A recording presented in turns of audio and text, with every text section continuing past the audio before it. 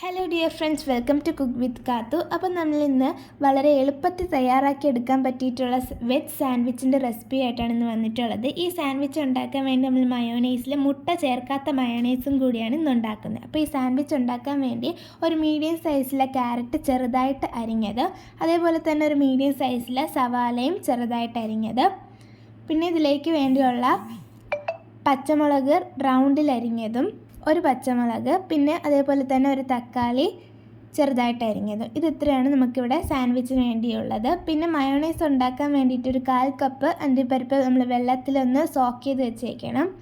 അതിനെ ഒരു മിക്സിയുടെ ജാറിലേക്ക് ഇട്ട് കൊടുക്കാം. ഇനി അതിലോട്ട് ഒരു ടേബിൾ സ്പൂൺ വെള്ളം ഒഴിച്ചൊന്ന് അടിച്ചെടുക്കുക. ആദ്യം നമ്മൾ അടിച്ചെടുക്കുമ്പോൾ അത് ചെറിയൊരു പൊടി പോലെ ഇരിക്കും കിട്ടുന്നത്. പിന്നീട് നമ്മൾ വെള്ളം ചേർത്ത് അടിച്ചു കൊടുത്താൽ മതി. ഇനി അതിലേക്ക് പഞ്ചസാരയും ഒരു പിഞ്ച് ഉപ്പും, പിന്നെ കുരുമുളക് പൊടിയും, ഒരു ചെറിയ കഷ്ണം വെളുത്തുള്ളിയും, ഒരു 2-3 ഡ്രോപ്പ് വിനാഗിരിയും, ഒരു 1/4 ടീസ്പൂണിൻ്റെ പകുതി വിനാഗിരിയും കൂടെ ചേർത്ത് നന്നായിട്ടൊന്ന് അടിച്ചെടുക്കുക. അപ്പോൾ അവിടെ മയോണൈസ് റെഡി ആയിട്ടുണ്ട്. ഇനി നമുക്ക് നേരത്തെ നമ്മൾ അരിഞ്ഞു വെച്ചിട്ടുള്ളതിലേക്ക് നമ്മുടെ മയോണൈസ് ഒഴിച്ച് കൊടുക്കാം. മയോണൈസ് ഒഴിച്ച് നന്നായിട്ടൊന്ന് മിക്സാക്കി കൊടുക്കുക. അതിൻ്റെ എല്ലാ ഭാഗത്തും എത്തുന്ന രീതിയിൽ വേണം. ഇനി ഇതിലേക്ക് നമുക്ക് കുറച്ച് ഉപ്പിട്ട് കൊടുക്കാം.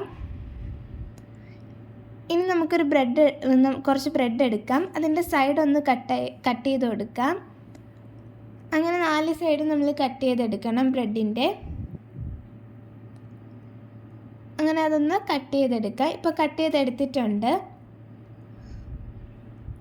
ഇനി നമുക്കിതിലോട്ട് നമ്മൾ നേരത്തെ തയ്യാറാക്കി വെച്ചിട്ടുള്ളത് വെച്ച് കൊടുക്കാം.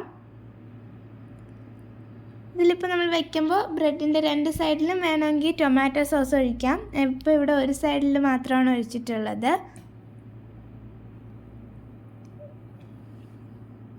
ഇനി നമുക്കിതിൻ്റെ മുകളിലോട്ട് വേറൊരു ബ്രെഡിൽ ടൊമാറ്റോ സോസ് ഒഴിച്ചത് വെച്ച് കൊടുക്കാം. ഇനി നമുക്കിത് നടുക്കുന്നൊന്ന് കട്ട് ചെയ്തെടുക്കാം. ഇപ്പം എന്താ, നമ്മുടെ സാൻഡ്വിച്ച് ഇവിടെ റെഡി ആയിട്ടുണ്ട്. ഇതേപോലെ ബാക്കിയും ചെയ്തെടുക്കാം. കണ്ടില്ലേ, വളരെ പെട്ടെന്ന് നമ്മൾ സാൻഡ്വിച്ച് ഉണ്ടാക്കിയെടുത്തിട്ടുണ്ട്. അപ്പം നമ്മൾ നേരത്തെ ഉണ്ടാക്കിയതിലോട്ട് ഒരു ടേബിൾ സ്പൂൺ ടൊമാറ്റോ സോസ് ഒഴിച്ച് കൊടുക്കണം. ഞാൻ മറന്നുപോയതാണ്. അപ്പോൾ ഇവിടെ നമ്മുടെ സാൻഡ്വിച്ച് റെഡി ആയിട്ടുണ്ട്. അപ്പോൾ എല്ലാവരും ഈ വീഡിയോ ലൈക്ക് ചെയ്യുക, ഷെയർ ചെയ്യുക, സബ്സ്ക്രൈബ് ചെയ്യുക. ഈ റെസിപ്പി എല്ലാവരും ട്രൈ ചെയ്ത് നോക്കുക. പുതിയൊരു റെസിപ്പിയുമായി നമുക്ക് വീണ്ടും കാണാം.